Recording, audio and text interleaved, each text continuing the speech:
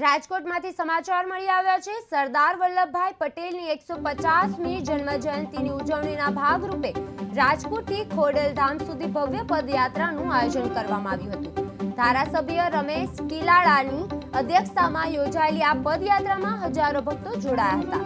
સરદાર પટેલની પ્રતિમા સાથેનો સ્વદેશી રથ આકર્ષણનું કેન્દ્ર રહ્યું હતું, જેના માધ્યમથી મેક ઇન ઇન્ડિયા અને આત્મનિર્ભર ભારતની વિચારધારા જન જન સુધી પહોંચાડવાનો પ્રયાસ કરવામાં આવ્યો હતો।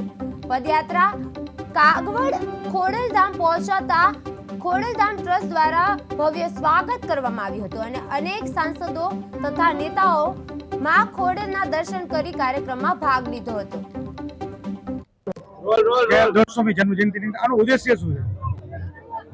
સરદાર સાહેબ ની 150મી જન્મ જયંતિની ઉજવણીને ભાગરૂપે અમે એક રાજકોટથી પદયાત્રા શરૂ કરી હતી અને આજે ખોડલધામ માં ખોડિયારના આશીર્વાદ લઈ ધ્વજારોહણ કરી અને અમે અહીંયા સમાપન કરીએ છીએ।